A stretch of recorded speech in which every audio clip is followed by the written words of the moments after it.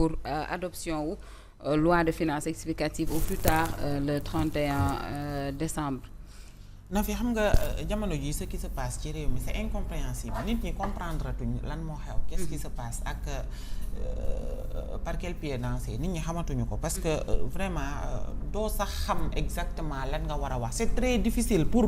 ñun ñi nga xam ne sax dañuy toog ci plateau di analyser la situation c'est difficile pour nous waxatuma la les Sénégalais yi nga xam ne ñoom seen degré de compréhension dafa xaw a restreint loolu yëpp tey jii indi na ay jafe-jafe yu bari ci côté askan wi da ngay gis jotaay boo gis nit yi dañuy essayer vraiment tracer xam lu xew mais duñ ko mën parce que en fait ñi jiite réew mi ñoo jàppalewul askanu Sénégal lu tax ma ne jàppalewuñu askanu Sénégal conseil des ministres loo xamante ni bii par force dañ ko war a def bi ñu ñëppan ci réew mi moom moo wax na ko kenn génnu fi premier ministre ngi fi président de la République mi ngi fi les ministres sont là te même absence bu amoon sax man moi je pense que ne conseil des ministres dañ ko war a tenir loolu mooy dëgg et loolu mooy yoon defuñu ko ñaata tournée économique la fi Macky Sall dem defee fa conseil des ministres du jeex du xaaj c'est un rendez-vous boo xam ne waruñu ko manquer waruñu ko rater waruñu ko tëbal lu war a am la parce que ñun dañoo soxla chaque semaine ñu xam exactement ñii ñu dénk suñu réew naka la ñuy liggéeyee ci yan projet la ñu nekk ci lan ak lan exactement la ñu prévoir lan moo jot a am on a besoin de ça dañu war a rendre compte ñoom joxuñu leen réew mi rek pour ñu nekk ci la leen neex rek di ko defee na leen neex te sénégalais du ñu xam ce qui se passe non joxuñu leen réew mi pour loolu ba pare assemblée nationale mooy li Madiambal Diagne wax rek laay fekk si gaawantu précipitation bi am nii ak jaxasoo gi lan la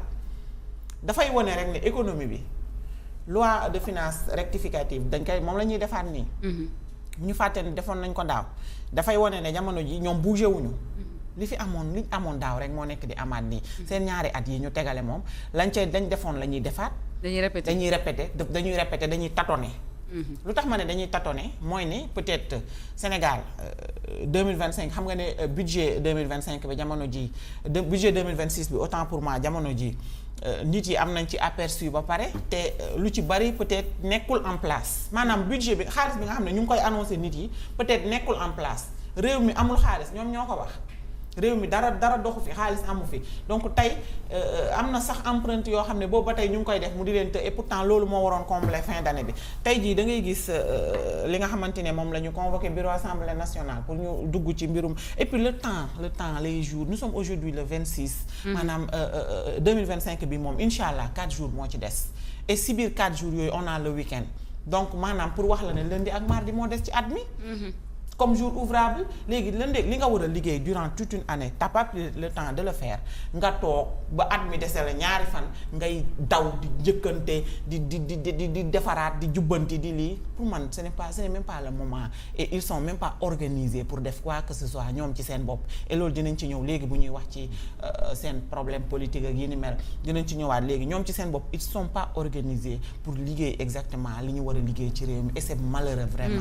C'est vraiment malheureux. Pendant ce temps les agriculteurs ñu ngi am problème mu jaay seen. Oui, on a vu ça ce matin. D'ailleurs ñu ngi ci àddu ñoom bu baax a baax. am na loo xamante si bii peut-être waxuñu si tey mais Nafi man gis naa sax ne waroon nañ ci wax mooy ndox mi encore ndox mi toujours ndox mi. daan gis gaal bi këpp fële Joal. ak li ca am yëpp. démb rek am na beneen bateau bu chaviré. on avait dit 12 morts jamono ji amaat na 30 yu tegu ci 12 yooyu noonu. Affaire yooyu noonu mais doo gis sax benn autorité benn bu ko naqarlu sur sa page.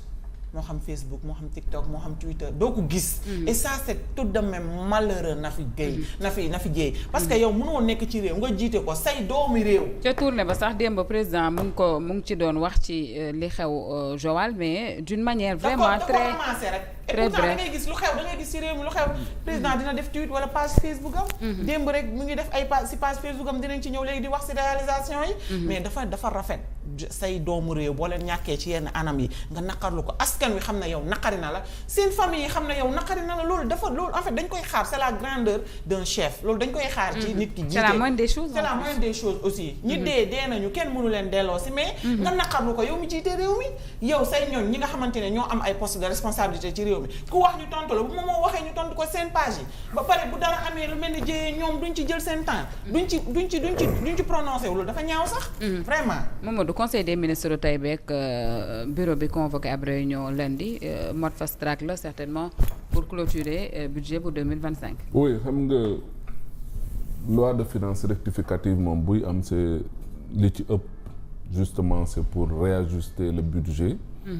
moom mooy parce que xaj na la ñu xayma woon ci budget bi ba tax ñu liggéey ci pour def les prévisions pour le budget de 2026 am na ci yoo xamante ne nii kat lañ ca yaakaaroon amuñu ko wala lañ ca bëggoon amuñu ko donc loolu moom mooy indi muy am loi de finances rectificative bu ko defee da leen permettre certainement bu fekkee ne recettes yi dafa wàcc ak dépenses yi yéeg il y a un besoin de réajuster sûrement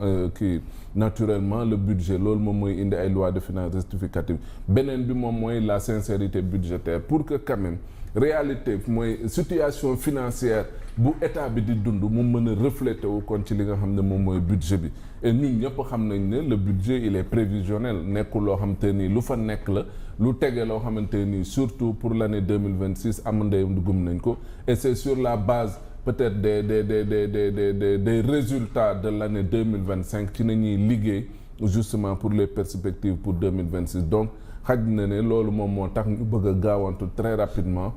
mën a def yenn yi nga xam ne dina leen mën a permettre au moins dina am une certaine sincérité ci li nga xam te ne nii moom mooy budget bi que li ñu jàppoon ni dina war a mën a am buñ demee ñu war ko ci mën a fekk et jàpp nañ ne tamit loolu c'est normal ñi ko fii def état yu bëri dañ koy def parce que dañuy dem ba ci biir xaj na jël nga fee benn xaalis dugal ko fële jël nga coppati nga fële yóbbu fee ainsi de suite donc yooyu yëpp da lay permettre pour nga mën ko réajuster de telle sorte que compte yi après day normal et da lay permettre pour que dans les prévisions li nga xam te ne nii yaa ngi koy bëgg nga am une certaine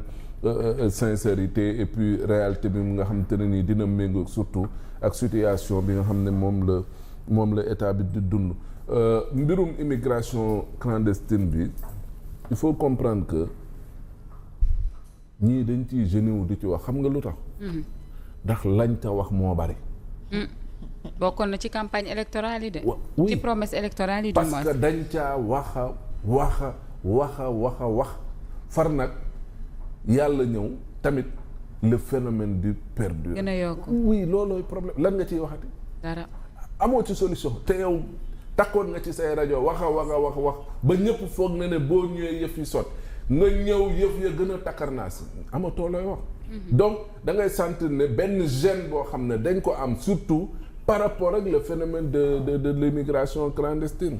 ce problème là il fallait pas le politiser parce que am na mbir yoo xamante ne c'est un fléau oui boo ko jàppee ne diw moo tax loolu am saa waay c'est parce que amoo lecture bu leer ci par rapport ak justement ce phénomène là léegi nag loolu moom mooy indi parce que opposition nga nekk jàpp nga ne loo mënti wax amul problème dañ koy sànni ca mbalit ma nangam ak nangam maintenant yooyu yëpp nag bu fekkee ne da nga ci nekk ak le populisme là mais boo demee ba toog ci nguur loolu noonu yëpp dalay dab